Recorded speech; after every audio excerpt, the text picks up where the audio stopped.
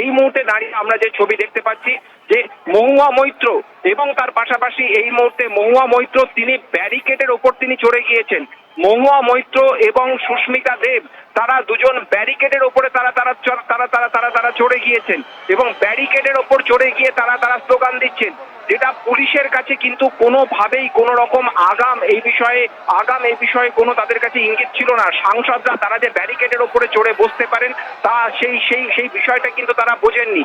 আমরা যে ছবি দেখতে পাচ্ছি মোট 3 জন সাংসদ, যেখানে এই মুহূর্তে মহুয়া মৈত্র রয়েছেন সুস্মিতা দেব এবং আরো একজন বিরোধী সাংসদ রয়েছেন, তারা পৌঁছে গিয়েছেন একেবারে ব্যারিকেডের ওপরে। তারা ব্যারিকেড টপকে তারা উল্টো দিকে যাওয়ার চেষ্টা করছিলেন, কিন্তু প্রচুর পরিমাণে মহিলা পুলিশ রয়েছে, তারা তাদেরকে আটকাচ্ছেন।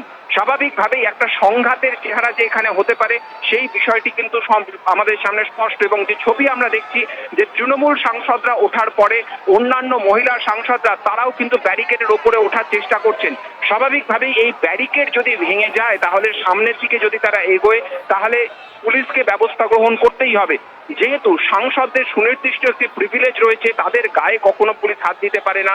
যদি তাদের গায়ে দিল্লি পুলিশ হাত দেয় তাহলে কিন্তু এর পলিটিক্যাল ইমপ্লিকেশন অত্যন্ত গুরুত্বপূর্ণ হবে বা অত্যন্ত সুদূরপ্রসারী হবে।